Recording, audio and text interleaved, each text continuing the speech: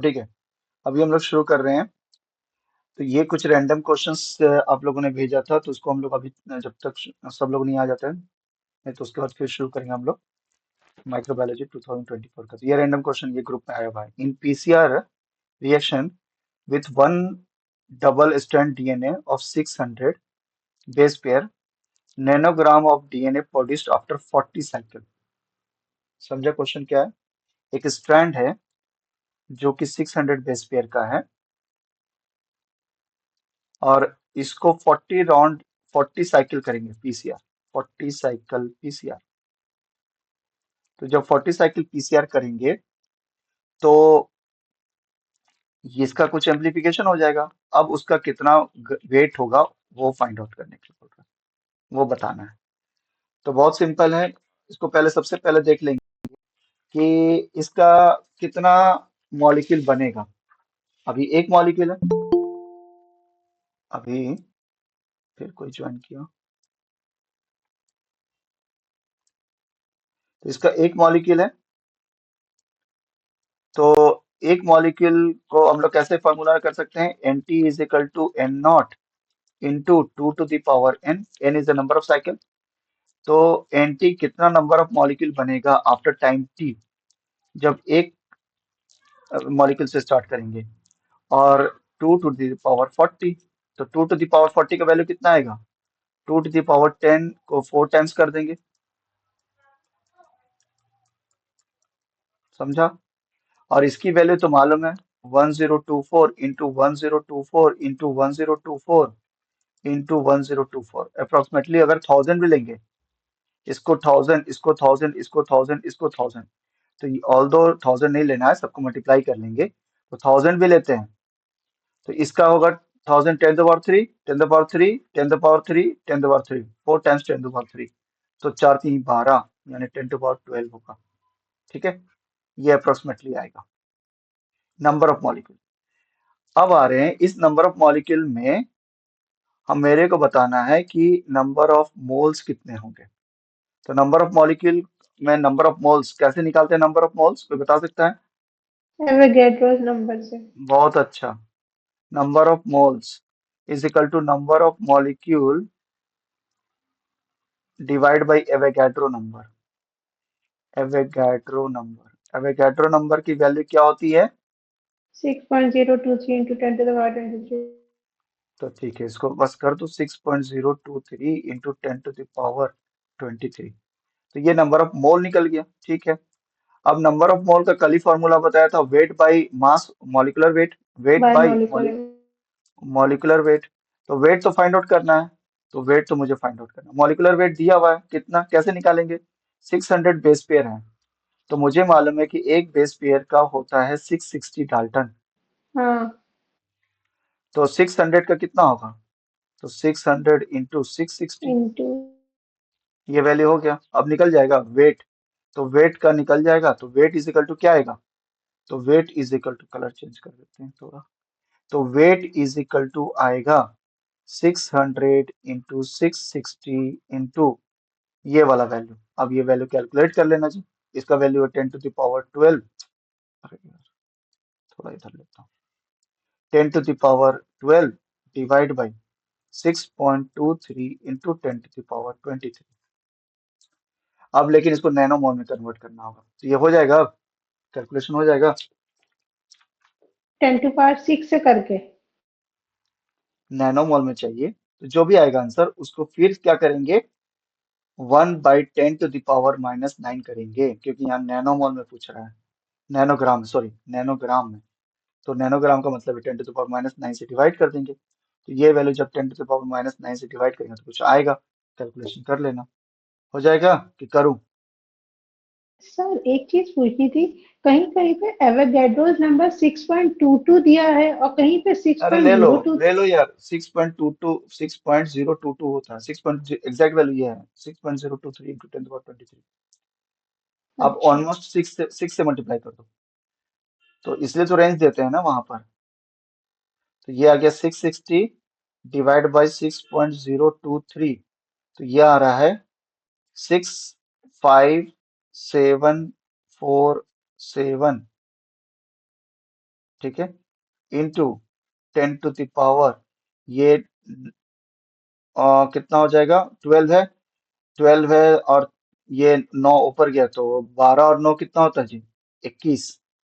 और ये ऊपर जाएगा तो -10 टू पावर 23, तो ये वैल्यू आ जाएगा 10 टू पावर -2, तो 657 पॉइंट कुछ आना चाहिए मेरे अकॉर्डिंग, तो ये आंसर आ रहा है। देख लेना रेंज क्या है, 657.47। ठीक है, ओके सर। इसका एग्जैक्ट आंसर भेजा है क्या किसी ने, कुछ भेजा है शायद। आंसर भेजा था। 722, चेक करना जिसका एग्जैक्ट वैल्यू कैलकुलेट करके ले, तब इसको कर लेना 1.023 × 10 to the 23, 4 बार एग्जैक्ट वैल्यू आ जाएगा तब। रेंज दिया होगा जी इसका तो, 1023 × 1024 × 1024, ये 1.1 आएगा यहाँ पर, इंटू 1.1, तो थोड़ा सा बढ़ जाएगा वैल्यू। कर लेना, समझ में आया कैसे करेंगे, आगे बढ़े। Yes sir. ठीक है चलो, अब आ रही है ये वाला।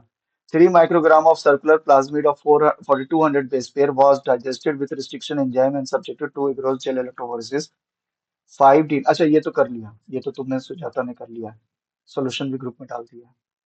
ठीक है चलो, ये आ हाँ जाते सर, हैं। इसका इसका नहीं समझ में आया।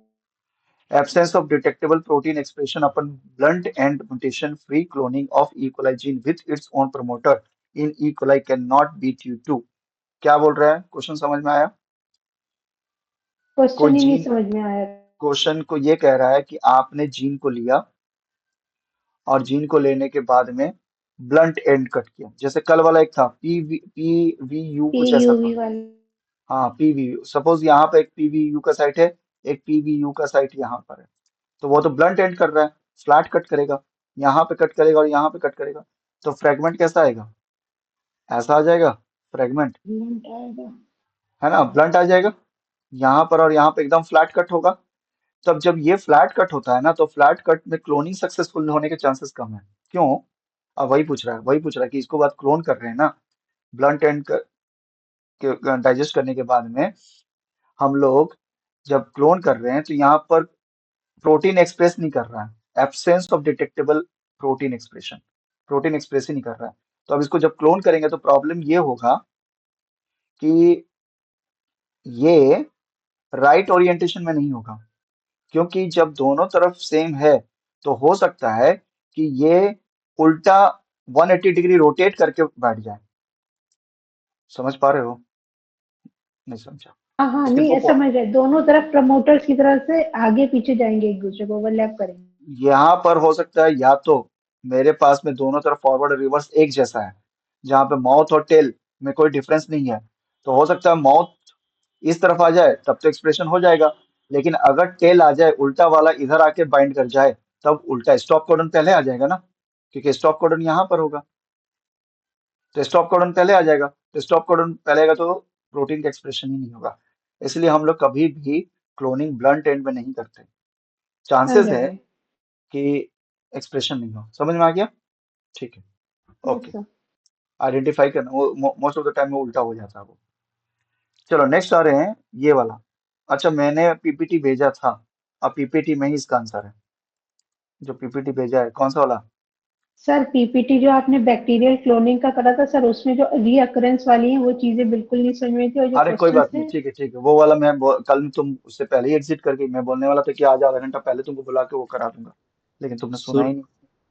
थोड़ा आपकी पीपीटी भेजिए ना, उसकी लैंग्वेज थोड़ी बहुत आई समझ नहीं आ रही कुछ। हाँ वो जेनेटिक्स वाला थोड़ा सा हाई लैंग्वेज है ना, कोई बात नहीं, ठीक है मैं इसको एक्सप्लेन कर दूंगा, पूरा एक दिन लेता हूँ उसके ऊपर क्लास। सुन लो अभी क्या है, यहाँ पर 3 तरह का होता है, मतलब ये किसका है, ये एक्चुअली कंजुगेशन का बात हो रहा है। कंजुगेशन। तो कंजुगेशन में 3 तरह का होता है, एच, यार कलर चेंज करता हूँ, एच एफ आर, ये नहीं काम कर रहा सही से, H F R, F dash और एफ प्लस और एफ डैश। अब तीनों में डैश क्या डिफरेंस है, हाई फ्रीक्वेंसी रिकॉम्बिनेशन इसको बोलते हैं। एफ प्लस तो फर्टिलिटी फैक्टर होता है, एफ डैश क्या है, फॉल्टी, फॉल्टी। अब सुनो क्या है, जनरली क्या होता है, हम लोग जनरली बोल देते हैं कि बस एफ प्लस वाला जाता है, होता क्या है कि जैसे ध्यान से समझो, ये बैक्टीरिया, इसको ऐसा बनाते हैं बैक्टीरिया को, ट्यूब लाइक स्ट्रक्चर। ये बैक्टीरिया का जीनोम है, ठीक है, ये जीनोम, जीनोम को ऐसा बनाता हूँ, सर्कुलर होता है। हाँ, और उसके बाद क्या है, ये है प्लाज्मिड। अब प्लाज्मिड में क्या है, एफ प्लस वाला जीन, जिससे फर्टिलिटी फैक्टर है। तो क्या होता है कि पूरा का पूरा प्लाज्मिड नहीं जाता कभी भी, इसके कुछ फ्रेगमेंट जाते हैं, टूटते हैं यहाँ से और वो जाते हैं। तो जब टूटेगा ना, तो ये अलग होता है, तो ये अलग हो गया, और ये आ गया F+, ये जीन। ये अगर इसमें जाकर अटैच कर जाए, जीनोम में F+ अटैच कर जाए, तब इस स्ट्रक्चर को अटैचमेंट के बाद इसको बोलते हैं HFR। क्लियर हुआ? What is HFR? HFR, what is HFR? HFR is the condition in which F plus gene from plasmid get dissociated, ये dissociate कर जाता है, and attached attached to genome of E. coli या bacteria. तो इसको बोलते हैं HFR, हाई फर्टिलिटी फैक्टर। ठीक है, अब आते हैं दूसरा, F' क्या है?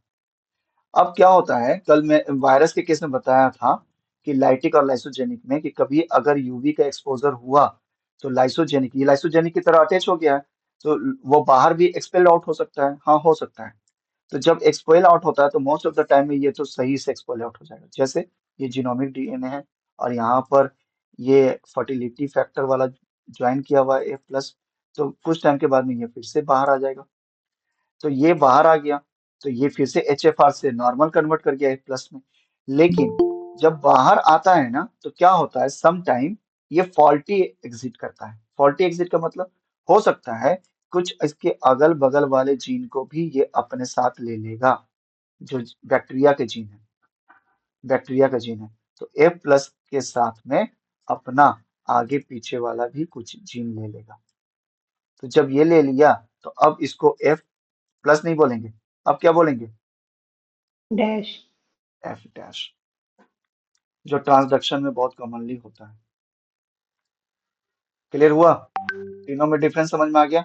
तो अब यहाँ पर आ जाते हैं कि होता क्या है, मेरो डिप्लॉयड। मेरो डिप्लॉयड का मतलब है पार्शियली डिप्लॉयड, कंप्लीट डिप्लॉयड नहीं, जो कि सेक्सुअल रिप्रोडक्शन का आउटकम है बैक्टीरिया के केस में, जहाँ पे पार्शियल डिप्लॉयड होता है। वो देखना पीपीटी में दिया हुआ है इस तरह का बहुत सारा, जहाँ पर सिर्फ कुछ जीन आकर डिप्लॉयड कर रहे हैं, यहाँ पे क्रॉसिंग ओवर हो रहा है, तो ये एरिया में डिप्लॉयड है, जिसको बोलेंगे मेरो डिप्लॉयड।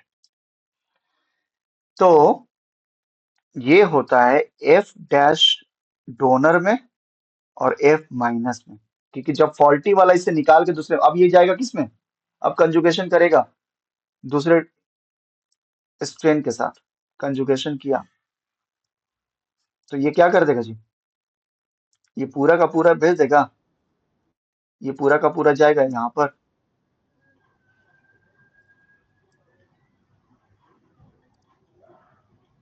ये पूरा का पूरा जाएगा, जिसमें क्या होगा, बीच वाला जीन, कौन सा जीन है वो बताओ जल्दी से,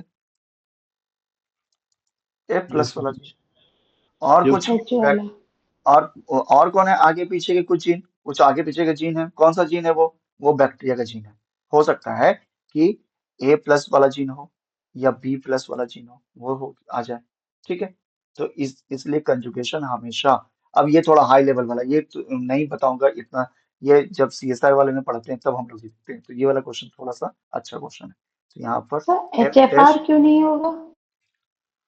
HFR तो जीनोम के साथ एसोसिएट कर दिया ना, तो पूरा का पूरा जीनोम नहीं जाएगा ना, जीनोम तो बहुत बड़ा साइज है, इवन प्लाज्मिड भी नहीं जाता, प्लाज्मिड 5 KB का ही है। जीनोम कितना है, बैक्टीरिया का जीनोम 4.6 इंटू 10⁻⁶ बेस पेयर, और ये कितना, ये तो 5000 बेस पेयर का है, ये भी नहीं जाता, सिर्फ तो जा तो रहा ऑप्शन फर्टिलिटी दिए फैक्टर हैं, पे। क्वेश्चन कहाँ है? क्वेश्चंस कहाँ है? हाँ, ये तो ऑप्शन है चार। अरे ये क्वेश्चन है ना, कंजुगेशन किसमें सक्सेसफुली हो रहा है, तो किसमें होगा, जो छोटा वाला पोर्शन उसके चांसेस ज्यादा है ना जाने के, तो F' और F-, इसके बीच में ज्यादा चांसेस है क्या हो जाए, कंजुगेशन हो। क्लियर हुआ?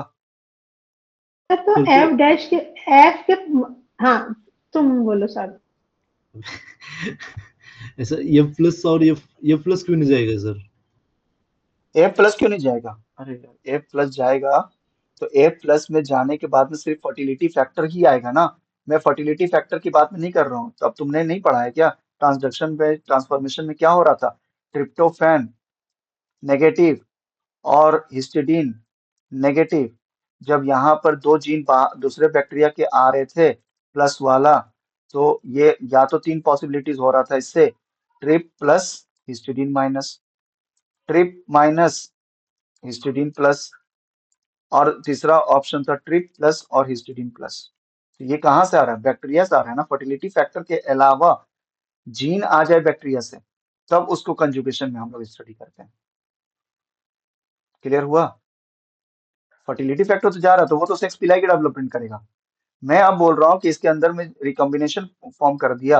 तो पहले था ऑर्गेनिज्म, ये वाला किसके अंदर है? ये नीचे वाला किसके अंदर है? एफ माइनस के। और ये वाला कहाँ से आ गया? एफ प्लस वाले से। लेकिन एफ प्लस के साथ में एफ प्लस वाला जीन के अलावा ये दोनों जीन आ गया। तो ये दोनों जीन किसके वजह से आया? एफ डैश की वजह से आया। अब समझा? हाँ सर, अभी समझा। अभी समझा। तो हम लोग कंजुगेशन जो पढ़ते हैं कि एफ डैश चला गया, वो बहुत ही सिंपल लेवल वाला है। वो क्लास 11 12 वाला है। ये जो है जिसमें मैंने वो पीपीटी शेयर किया, जीन ऑर्डर इन प्रोकैरियोट्स, वहां पर एफ डैश का कॉन्सेप्ट आ रहा है। और वो आपको एमएससी लेवल पे पढ़ना है। ठीक है? तो आंसर इसका क्या होगा? C option. क्लियर है? हाँ हाँ सर। चलो अब सुजाता बोलो। सर हम ये जानना चाह रहे हैं कि जो आपका ये है ना आपने जो थर्ड बोला है और एफ नेगेटिव, तो एफ माइनस पे तो कुछ भी नहीं होता है ना, और एफ डोनर जब हमारा आएगा तो उसका एक बार अपना चीज होगा और एक प्लाज्मिड होगा और प्लाज्मिड में थोड़ा बैक्टीरिया का क्रोमोसोम होगा, तो इसलिए आप कह रहे हैं कि उसमें दोनों जीन्स आ रहे हैं। राइट। और उसमें दोनों चीज आ रहे हैं। एफ रेसिपिएंट के पास तो अपना कुछ होता ही नहीं है, तो सारा तो हाँ एफ डोनर का आ रहा है ना, तो रेसिपिएंट का जब नहीं है तो फिर हम हाँ, उसे तो कैसे एफ मान। एफ एफ डोनर का आ रहा है, लेकिन वो वाला फॉल्टी रिलीज आने की वजह से आ रहा है ना। नहीं समझा यार। नहीं तुमने समझा।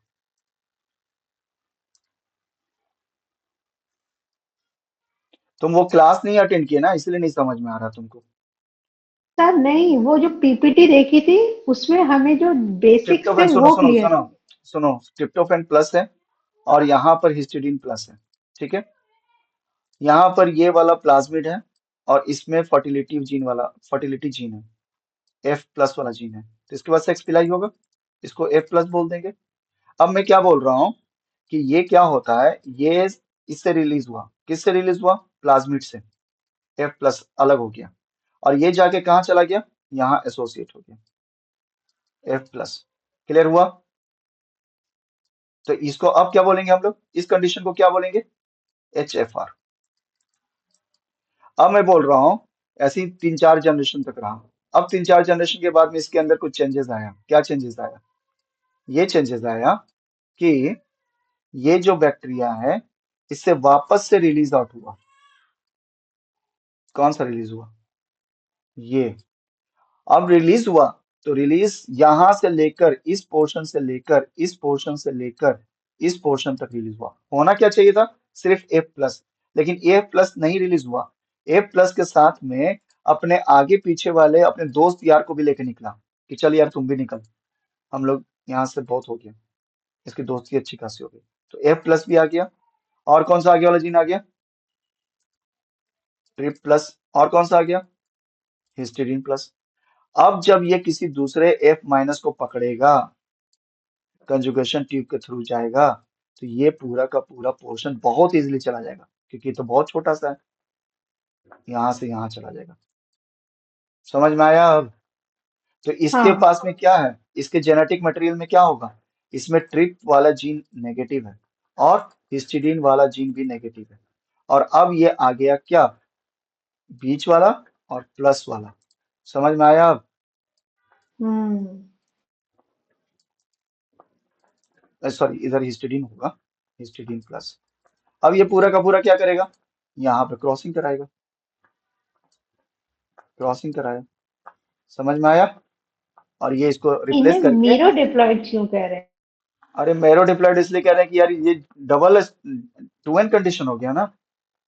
टू एन कंडीशन अच्छा, इस जीन के रिस्पेक्ट में क्या बात करोगे, टू जीन एन की होगा ना। रिस्पेक्ट में हो गया, ठीक है। जैसे जैसे क्रोमोसोम का एक ये वाला होता है और एक ये वाला होता है, तो ये वाला दोनों के रिस्पेक्ट में हो गया ना। ठीक है। ये ट्रिप प्लस और हिस प्लस, और इधर क्या है, ट्रिप माइनस और हिस माइनस। तो इस वाले कंडीशन के लिए क्या बोल रहा हूँ, ये डिप्लॉयड है उसी तरह से, सिर्फ पोर्शन, थोड़े से पोर्शन के लिए है। तो कंप्लीट डिप्लॉयड नहीं है, कंप्लीट हैप्लॉयड नहीं है, बीच का कंडीशन है। तो बीच के ठीक है कंडीशन को सर। बोलते हैं मेरो जाइगोट। मेरे वो क्या है, मेरो, मीरो जाइगोटी हाँ, होता है। मेरो जाइगोट, हाँ, ठीक है। मेरो डिप्लॉयड, सॉरी मेरो डिप्लॉयड, सॉरी मेरो डिप्लॉयड। सर जाइगोट कंडीशन ही होती है और डिप्लॉयड उसमें सीक्वेंस होता ठीक है, क्लियर हुआ। इसीलिए देखो, अभी क्लियर हुआ, अब जाके तुम पढ़ना वो वाला पीपीटी, अब क्लियर होगा। है। Okay sir. हाँ, क्वेश्चंस लगाने की जरूरत नहीं है, एक दो एग्जांपल जो दिए हुए हैं वही सबको करना है, सारे क्वेश्चंस नहीं लगाने की जरूरत है, उतना बड़े बड़े क्वेश्चंस उसके सर में आते हैं सर। सर ये अकरेंस नहीं आया। ठीक है, कोई बात नहीं, उसको हम लोग कर लेंगे। चलो, तो यहाँ पर हो गया सारे कंप्लीट। अब हम लोग करने वाले हैं क्या, 25 माइक्रो। चलो अब मेरे पास क्वेश्चन आ गया, कौन सा वाला, गेट 2024 का। सबको दिख रहा है, सबको दिख रहा है। चलो, पहला आ रहे हैं क्वेश्चंस। जब भी क्वेश्चंस आप माइक्रोबायोलॉजी का, बायोकेमिस्ट्री का, केमिस्ट्री का करेंगे, सबसे पहला जैसे एग्जाम में देखेंगे, आपका टारगेट रखना, बता रहा हूं मैं, 50% क्वेश्चन 100% श्योर होना चाहिए। समझ में आया, कॉन्फिडेंट के साथ में। मेरे को 50% से ऊपर सॉल्व ही नहीं करना, पहला दिमाग एकदम ये रखना है कि आप 50% क्वेश्चन सॉल्व करेंगे। इतना अगर करेक्टली कर लिया ना यार, तुम्हारा बहुत अच्छा रैंक आएगा, बता रहा हूँ। फिर कल ही हम लोग इसके बारे में डिस्कस कर रहे थे। तो उससे ज्यादा हो जाए बहुत अच्छी चीज है कि सब पढ़ा हुआ है कहीं ना कहीं। और वो कब होगा, जितना ज्यादा क्वेश्चन लगाओगे, पढ़ने का टाइम खत्म हो गया। ठीक है, चलो देखते हैं।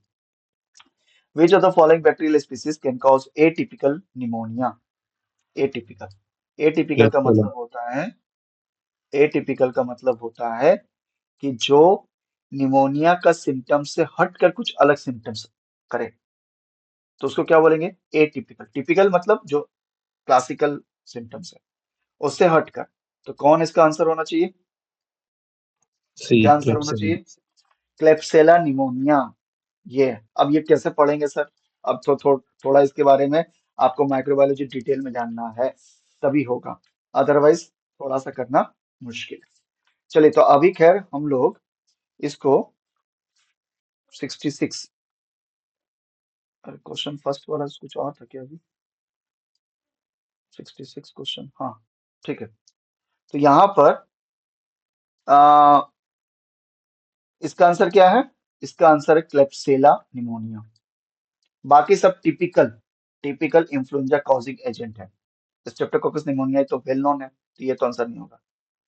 अब आ रहे हैं सेकंड नंबर। सर एक डाउट है, हाँ बोलो। हीमोफिलस इन्फ्लुएंजा और हीमोफिलस इन्फ्लुएंजी, उसमें क्या फर्क है? अरे एक सिंगुलर और एक प्लूरल है। Sir plural. इन्फ्लुएंजा डिजीज और इन्फ्लुएंजी उसका एजेंट हाँ, है। Causing causing agent, right right right, ये भी सही बोला। इन्फ्लुएंजा तो डिजीज है, इन्फ्लुएंजी उसकी कॉजिंग एजेंट है। अब में देखो ए ई लगा हुआ है, जैसे टेटिनस, टेटनस और टेटिनाई, टेटिनाई कॉजिंग हाँ, एजेंट है, बहुत अच्छे, ग्रेट यार। इस तरह का इसीलिए बोल रहा हूँ, डिस्कशन बहुत इंपॉर्टेंट है, कोई जरूरी नहीं है चलो कि सब चीज आता ही हो। विच of the following organism has axial filaments. Axial filament का मतलब होता है, एक्सियल का मतलब फिलामेंटस स्ट्रक्चर, मतलब उसके एक्सियल पोजीशन पर फ्लैजेला होना चाहिए, तभी फिलामेंटस लाइक स्ट्रक्चर होगा। इनमें देखोगे तो किसी भी ऑर्गेनिज्म में फ्लैजेला नहीं है, एक्सेप्ट ट्रिपोनेमा पैलिडी। ट्रिपेनोसोमा पैलिडी। ये इस पर पैस्टोरेला नहीं है, माइकोबैक्टीरियम ट्यूबरक्लोसिस नहीं है, स्लेजिनेला डिसेंट्री नहीं है।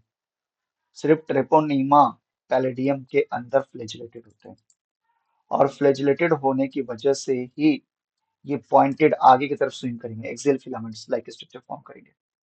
ठीक है, नहीं आ रहा है कोई बात नहीं, चलो आगे देख रहे हैं। Which of the following scientist is the pointed development of chemotherapy, chemotherapy का क्लास लूंगा मैं, उसमें डिस्कस करेंगे हम लोग एंटीबायोटिक्स। रिंच ने करा था। या तो रॉबर्ट इसमें, रॉच। इसमें जो सर है सी वाले पॉल ने, सी एलरिच, सी सी पॉल एलरिच, रिंच ने करा था।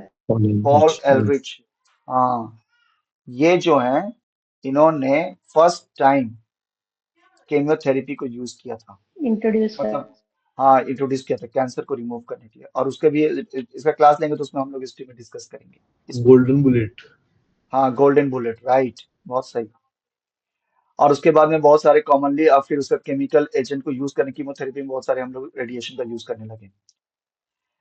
अच्छा अब आ जाओ ये वाला ग्लूटरल्डिहाइड, मैंने बताया हुआ था इलेक्ट्रॉन माइक्रोस्कोप में, जहां पर हम लोग फिक्सेशन की तरह यूज करते हैं। ठीक है, तो यहाँ पर पेस्चराइजेशन, इंसर्नेशन, कोल्ड स्टरलाइजेशन और ऑटोक्लेविंग, ऑटोक्लेविंग मैंने डिस्कस किया हुआ है। इंसर्नेशन का मतलब होता है हाई टेम्परेचर पर ऑक्सीजन के प्रेजेंस में 800 डिग्री से लेकर 1000 डिग्री तक, अगर मैं किसी बॉडीज को या डेड ऑर्गेनिज्म को या फिर डेड बॉडी को या ऑर्गेनिक मैटर को, ऑर्गेनिक मैटर लिखना ज्यादा आसान है, ठीक है, जहाँ पे डंप किया हुआ बहुत सारी कचरा वगैरह, ऑर्गेनिक मैटर, उसको ऑक्सीजन के प्रेजेंस में हीट कर दें, बर्न आउट कर दें, तो इससे क्या होगा, बर्न आउट। इससे ये होगा कि तुरंत CO2 और H2O with release of energy में ये कन्वर्ट कर देंगे, या ये, तो इसका डंपिंग करने का एक तरीका, ऑर्गेनिक और इनऑर्गेनिक सब्सटेंसेस में बर्न आउट करने का तरीका है इंसर्नेशन, जिसमें high temperature with excess amount of oxygen करते हैं, जिससे स्मोक का प्रोडक्शन कम होता है, पॉल्यूशन कंट्रोल करने का ये एक तरीका है। ठीक है, पेस्चराइजेशन जानते ही हैं, मिल्क वगैरह के लिए करते हैं हम लोग, डेयरी प्रोडक्ट के लिए। यहाँ पर आंसर होगा कोल्ड स्टरलाइजेशन, जहां पर हम लोग कोल्ड ट्रीटमेंट यानी ये फिक्सेशन एजेंट की यूज करते हैं फिक्सेशन के लिए, जिससे उसका 3D स्ट्रक्चर फिक्स हो जाए। सर वैसे इसमें आंसर दिया भी तो है, इन्होंने स्टेरलाइजिंग एजेंट पूछा है, यहाँ कोल्ड स्टेरलाइजेशन है। नहीं, स्टरलाइजिंग एजेंट तो सभी हैं, स्टरलाइजेशन एजेंट का मतलब क्या होता है, स्टरलाइजिंग एजेंट का मतलब होता है जहाँ पे कंप्लीट रिमूवल करते हैं ऑर्गेनिज्म का, ऑटोक्लेव भी है, ठीक है, ऑटोक्लेव भी है। चलिए नेक्स्ट आ रहे हैं, ये शायद फिर से रिपीट हो गया 68 वाला क्वेश्चन, ये भी रिपीट हो गया।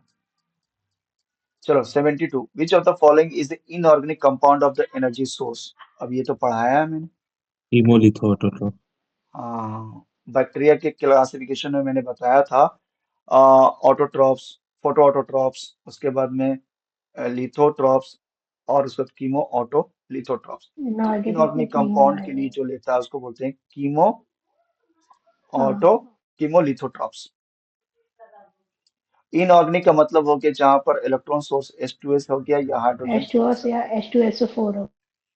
H2S2O7, H2SO4 नहीं, सोडियम हाइड्रोजन थियोसल्फेट। तो 73, 73 which of the following represent abundance of organism found in soil, soil में सबसे ज्यादा कंसंट्रेशन किसका होगा, तो soil तो ऑक्सीजन एरोबिक का। रिच होता है, soil ऑक्सीजन रिच होता है, तो ऑक्सीजन रिच, हाँ सरफेस ऑक्सीजन रिच होता है, जैसे जैसे एरोबिक। नीचे जाएंगे तो ऑक्सीजन का कंसंट्रेशन कम होता चला जाएगा। तो सरफेस एरोबिक पे फंगी देंगे, एनारोबिक। ह्यूमस, हाँ, ह्यूमस में सबसे ज्यादा क्या होगा, एरोबिक, एरोबिक होगा। तो एरोबिक यहाँ भी है और यहाँ भी है, ठीक है। उसके बाद में जैसे ही नेक्स्ट, अब देखो इन, अब दूसरा होता है कि अब ये दोनों एनारोबिक कंडीशन में ग्रो कर सकते हैं, एनारोबिक बैक्टीरिया और फंजाई भी, लेकिन इनमें से दोनों का ज्यादा पॉपुलेशन किसका होगा, बैक्टीरिया का ज्यादा पॉपुलेशन होगा, क्योंकि ये तो यूनिसेलुलर है, और फंजाई क्या है, मल्टीसेलुलर यूकैरियोटिक, ये क्या है, यूनिसेलुलर। और ऐसे भी मैंने बहुत बार बताया हुआ है कि अगर आप 1 टीस्पून ऑफ सॉइल लेंगे तो उसमें बिलियंस ऑफ बैक्टीरिया होते हैं, बैक्टीरिया का बहुत अच्छा सोर्स, इवन फंजाई का सोर्स है सॉइल, लेकिन बैक्टीरिया का नंबर बहुत ज्यादा होगा किसके कंपैरिजन में, फंजाई के, क्योंकि फंजाई तो यूकैरियोटिक है, और क्या है, मल्टी सेलुलर। तो आंसर मेरे अकॉर्डिंग इसका आंसर होगा सी। ठीक, चलो स्ट्रेट फॉरवर्ड एकदम चल रहा है, जो आ रहा है ठीक है, एकदम नहीं आ रहा है एकदम ठीक है, उसको एकदम 100% करेंगे, नहीं आ रहा है छोड़ देंगे, आगे बढ़ेंगे। Match the antibiotic with group 1 and group 2। अच्छा इसको भी अभी नहीं पढ़ा है एंटीबायोटिक वाला वो, लेकिन बेसिट्रासिन मैंने बताया था। वैसे वेनेजुली है। हाँ बेसिट्रा का मैंने बताया था कि इसका एग्जाम्पल मैंने बैसिलस लाइक्निफॉर्मिस दिया था, शायद मुझे याद है। आप इकोनॉमिकल इंपॉर्टेंस बताया था मैंने, कहाँ पढ़ाया वो भी बता रहा हूँ मैं। किसका economical importance? Economical importance of monerans या बैक्टीरिया, जिसमें नाइट्रीफाइंग बैक्टीरिया, पेट्रोलियम रिमूवल करने के लिए जो बैक्टीरिया का यूज करते हैं, या क्यूरिंग ऑफ लीफ। पोटीदा। हाँ तो बेसिट्रासिन सप्टिलीन दो एंटीबायोटिक प्रोड्यूसिंग है। तो यहाँ पर क्यू का आंसर तो एक तो फिक्स्ड है, टू होगा। अब क्यू का आंसर में दो चीजें जो हैं, ये तो दिख रहा है कि यहाँ और यहाँ, जब भी इस तरह का आए तो जो कंफर्म है उसको सबसे पहले चूज कर लीजिए। तो ये तो नहीं होगा, ये नहीं होगा, और डी ऑप्शन नहीं होना चाहिए। देखो डी भी है क्या, थोड़ा नीचे करते हैं, डी भी नहीं होगा। तो अब इन दोनों में से कोई एक होगा। और फर्स्ट मुझे चेक करने की जरूरत नहीं, फर्स्ट तो दोनों सेम है, आर और एस में चेक करना है।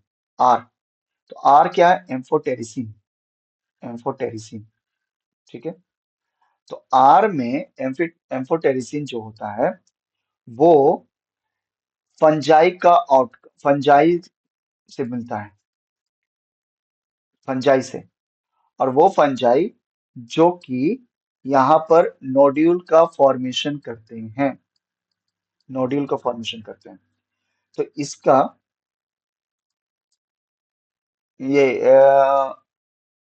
तो ये वाला आंसर क्या होना चाहिए, स्ट्रेप्टोमाइसिस नोडोसस।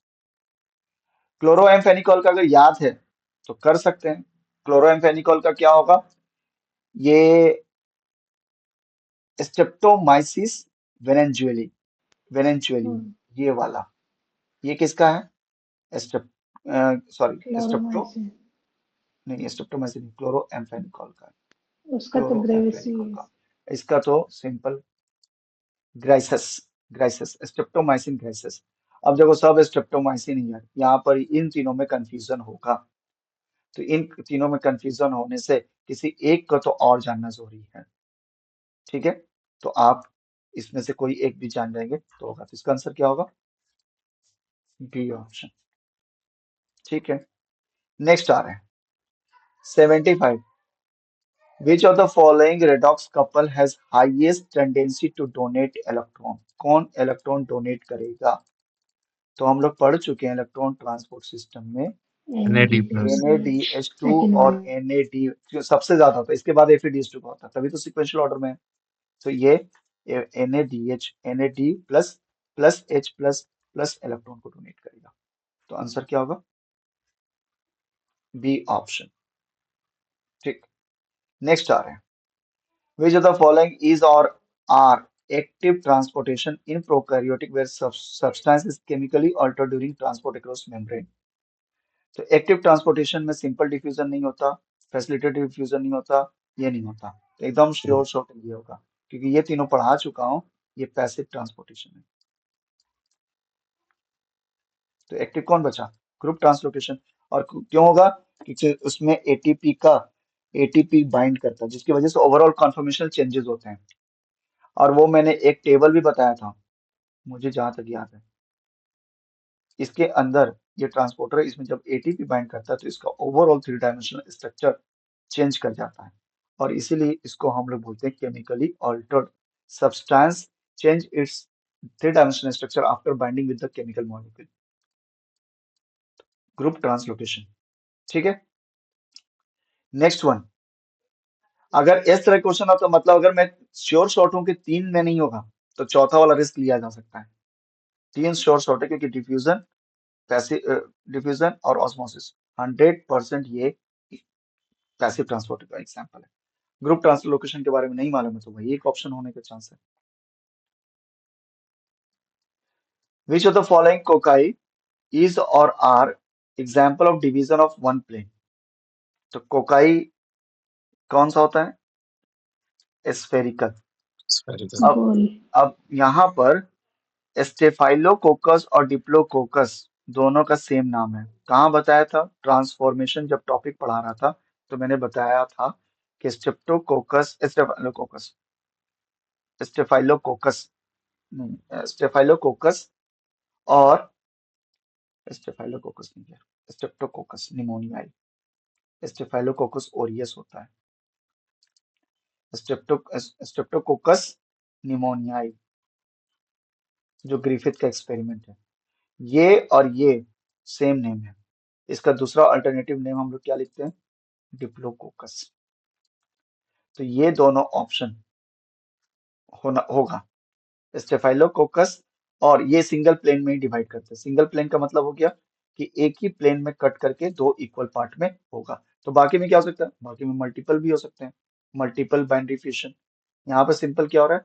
Simple binary fusion. ये फिर से रिपीट हो गया क्वेश्चन। अरे यार, ये सब रिपीट हो रहा है। चलो ठीक है, ये क्वेश्चन हो। In root nodules which of the following C4 organic acid, C4 carbon 4 organic मतलब 4 कार्बन का ऑर्गेनिक मॉलिक्यूल है जो ट्रांसपोर्ट होता है सिम्बायोसोम्स मेम्ब्रेन इनटू बैक्टीरिया। बैक्टीरियाइड और प्लांट का जो रूट नोड्यूल्स है उनके बीच में जब सिम्बायोटिक एसोसिएशन होता है तो उसमें सिग्नल मॉलिक्यूल की तरह यूज करने वाला जो केमिकल 4 कार्बन का कौन सा है?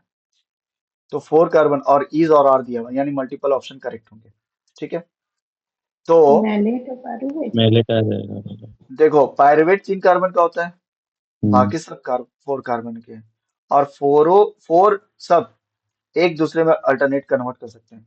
टीसी साइकिल को देखो, हाँ। सबसे पहले कौन सा आ सकता है? सक्सिनेट। सक्सिनेट से किस में कन्वर्ट सक्सिनेट, करेगा? फ्यूमरेट। फ्यूमरेट, फ्यूमरेट से किस में फिर कन्वर्ट करेगा? मैलेट। फ्यूमरेट। यानी एक बना तो वो दूसरे में भी सिग्नल में कन्वर्ट करेगा, यानी ये सब इंटर कन्वर्टिबल फॉर्म है। तो इसलिए इसका आंसर क्या होगा? ए सी डी। कौन सा नहीं होगा? बी नहीं होगा। क्यों नहीं होगा? 3 कार्बन के। ठीक है, 81। चलो 81 एकदम श्योर शॉर्ट वाला क्वेश्चन है। Which of the following is और are true about E coli? Escherichia coli के क्रोमोसोम के बारे में पूछ रहा है। प्रोकैरियोट्स। तो हिस्टोन नहीं होता, बता चुका हूँ। नॉन हिस्टोन होते हैं ये, नॉन हिस्टोन होते हैं। न्यूक्लियर मेम्ब्रेन एब्सेंट होता है। क्रोमोसोम नहीं या न्यूक्लियस नहीं होता, न्यूक्लियस नहीं होता। और नहीं, एक चीज होता है, क्या नहीं होता? न्यूक्लियोलस। न्यूक्लियोलस जो कि आरएनए का सिंथेसिस करता है। This are the characteristics feature. ये चारों कैरेक्टरिस्टिक्स फीचर है यूकैरियोट्स का, प्रोकैरियोट्स का नहीं है। तो ये नहीं होंगे। सर्कुलर डीएनए बहुत बार बोला हुआ, सर्कुलर डीएनए तो हमेशा अभी भी डायग्राम ऊपर देखो, जो मैंने एफ प्लस और एच एफ आर वाला दिखाया था उसमें सर्कुलर डीएनए मैंने ड्रॉ किया। इसके हमेशा डीएनए सर्कुलर होते हैं जिनको क्या बोलते हैं? न्यूक्लियाइड। अरे नेक्स्ट वाला न्यूक्लियोइड। देखो, नेक्स्ट वाला न्यूक्लियाइड भी लिखा हुआ है देखो। तो ये भी होगा। मल्टीपल ओरिजिन नहीं होता, ये मैंने ट्रांसक्रिप्शन सॉरी रेप्लिकेशन में बायोकेमिस्ट्री में पढ़ाया हुआ है। ईस्ट यूकैरियोट्स में ये कैरेक्टरिस्टिक्स फीचर होता है यूकेरियोट्स में। यूकैरियोट्स में, इनके मल्टीपल होते हैं। प्रोकैरियोट्स में सिंगल होता है और उसको बोलते हैं ओआरसी। ओराइड, ओआरसी। तो बी और सी इसका आंसर होगा। करेक्ट पूछा है ना जी? किन करेक्ट पूछा? देख लेना, टू पूछा है। ठीक है, चलो ये क्वेश्चन डायल्यूशन वाला है। इनिशियल नंबर कितना है? 10⁴। टोटल टाइम कितना है? t is equal to 480। Final cells कितने बन गए? इतना। तो जनरेशन टाइम पूछ रहा है, एकदम हलवा question. N T is equal to N naught 2⁴n। और n को हम लोग लिख सकते हैं total time divide by generation time. ये सब बताया हुआ है। तो यहाँ पर सीधा लगाएंगे 32 और यार 3,20,000 और इधर 10,000 और इधर 2, इधर टी की value 480 divide by generation time. ये फाइंड आउट करना है। चार कैंसिल, 32, 2⁵, 2⁴ 80 डिवाइड बाई टी, 2 से 2 कैंसिल, तो टी इज इक्वल टू क्या आ जाएगा? 480 डिवाइड बाई 5। आंसर होगा तो 9 बजे 45, 3:30, 6 बजे 30, 90। 6 मिनट। ठीक, next, landfill sample was analysed by dilution and plating, ये तो बताया भी है, पूछा था शायद। Plating technique was viable, material कौन, 1 ग्राम में लैंडफिल में इतना आफ्टर डाइल्यूशन, डाइल्यूशन 10⁻⁴ डाइल्यूशन करने पर कॉलोनी का नंबर आया 400। ओरिजिनल पूछ रहा है तो कितना होगा, तो इसको सीधा 400 को जिस प्लेट पर आता है उस पर उतना कर देंगे। ठीक है, 1 ग्राम यूज भी किया गया था क्या, 1 ग्राम यूज भी किया। देखो अगर यहाँ पे क्वेश्चन अच्छा हो जाता जब ये 10 ग्राम पूछ देता तब अच्छा होता, लेकिन दोनों इक्वल कर दिया तो कुछ इसमें करने की जरूरत नहीं है। 10 ग्राम रहता तो कैसे होता जी, चलो इसका, अच्छा पहले इसका आंसर बताओ, इसका तो +4 हो जाएगा, तो ये क्या आ जाएगा 4 × 10⁻⁶। अगर यहाँ 10 ग्राम होता तो इसको और 10 से मल्टीप्लाई करते, 1 ग्राम में इतना तो 10 ग्राम में कितना, 1 kg में कितना। क्लियर, लेकिन आंसर तो ये होगा 4 × 10⁻⁶। अच्छा यहाँ पर शायद मिलियंस पहले दिया हुआ है, तो मिलियंस, ये 10⁻⁶ क्या हो गया, मिलियन, तो ये हो गया 4 मिलियन, तो सीधा आंसर होगा सिर्फ 4 मिलियन पहले दिया हुआ है।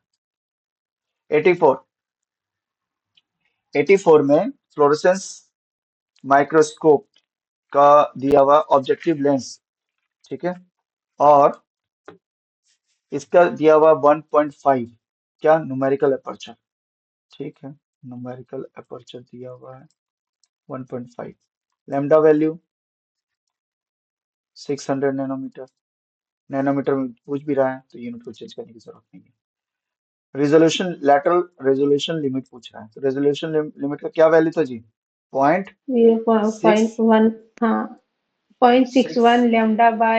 एन ए, तो बस वैल्यू पुट करो, तो वैल्यू पुट करो तो कितना आएगा 0.61 इंटू लेमडा 600 डिवाइड बाई 1.5, कितना आएगा जी, जो भी आएगा आंसर वही होगा।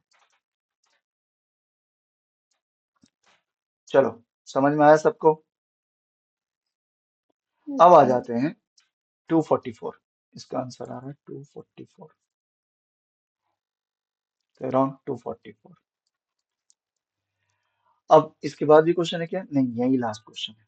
चलो तो अब अगर आता है, अब मैं आ जाऊं कि हम लोगों ने कितना पढ़ा, श्योर शॉट, एक ये श्योर शॉट, 2, 3, 3 ये भी है ना जी, ये भी है, 4 और 4, यार क्या, हाँ ठीक है 4, ये वाला नहीं कहीं नहीं पढ़ा है, कंफ्यूजन है, ठीक है रहने देंगे, आगे बढ़ेंगे। ये वाला नहीं, इसके बारे में भी, अच्छा ये तो रिपीट हुआ है, ये दोनों रिपीट हुआ, ये हाँ श्योर शॉट हो, 5,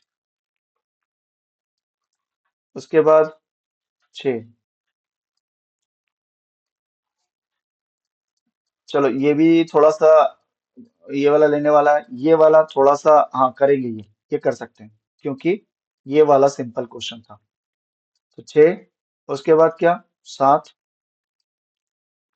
7, उसके बाद ये वाला क्वेश्चन, ये वाला रिपीट हुआ शायद, हाँ 7, 8 पढ़ा हुआ है, और बाकी मैं अभी ये वाले तुमको तो कराने वाला हूँ, पॉल एलरिच ये वाला जो मैं हूँ, 8, 9, और कोई ऐसा क्वेश्चन जो हम लोगों ने, हाँ इतना सारा तो कम से कम 9-10 क्वेश्चन तो आराम से आप कर सकते हो, बोलो हो जाएगा। जी सर। तो आपको ऐसे ही करना है क्योंकि अगर ये आपके लिए टफ होगा तो बाकी के लिए भी टफ होगा, ठीक है। ये वाला भी क्वेश्चन, ये वाला भी क्वेश्चन कर सकते हो, कौन सा वाला, ये सिंपल डिफिशन वाला, इसको टिक मार किया था, हाँ कर दिया, ठीक है। तो 9 तो एकदम दिख रहा है, नहीं भी तो शॉर्ट शॉर्ट 8, तो 8 में भी सोचो यार तुम लोग को, अगर मैं इंडिविजुअल सब्जेक्ट कटअप बीट करूं तो कटअप तो आराम से क्रॉस करेगा, तो इसलिए बोल रहा हूँ कि बस सोच समझ के, बस बस स्मार्टली जहां पे दो लग रहा है कि ये वाला देखो, ये वाला दोनों में, उसमें रिस्क ले सकते हो थोड़ा, अगर आ रहा है। और नहीं लेना चाहते हो तो और अच्छा है कि यार ऐसा नहीं कि कम ही अटेम्प्ट किया, उसमें से ये भी रिस्क ले लो तो और नेगेटिव होगा। तो बेटर है कि थोड़ा सा अवॉइड करो। और क्वेश्चन बायोकेमिस्ट्री में करने की कोशिश करो, कहीं पर इधर से माइनस हो रहा है तो केमिस्ट्री में करो। देखो 10 क्वेश्चन पढ़ोगे तो हो सकता है, कोई जरूरी नहीं, जूलॉजी भी कर सकते हो तुम, बॉटनी भी कर सकते हो, अगर थोड़ा बॉटनी का है, नहीं तो कम से कम जूलॉजी तो देख सकते हो, माइक्रो देख सकते हो, तुम्हारा बायोकेमिस्ट्री है। तो यहाँ इन तीनों में से कोई भी 10, 12, 15 जहां से भी क्वेश्चन सॉल्व हो रहा है वो कर लो, ठीक है। लेकिन एक सब्जेक्ट का तो बेस बना लो यार, कि कैसा भी क्वेश्चन हो 15, 16 से ऊपर टच करेगा, बाकी चीजें मेकअप कर देगा दूसरी जगह से। अब वो कोई एक स्ट्रॉन्ग करना पड़ेगा आपको, ठीक है। बाकी सप्लीमेंट करके दूसरा सब्जेक्ट से निकल जाएगा। तो आज के क्लास में हम लोग यहीं तक रखते हैं। नेक्स्ट क्लास में हम लोग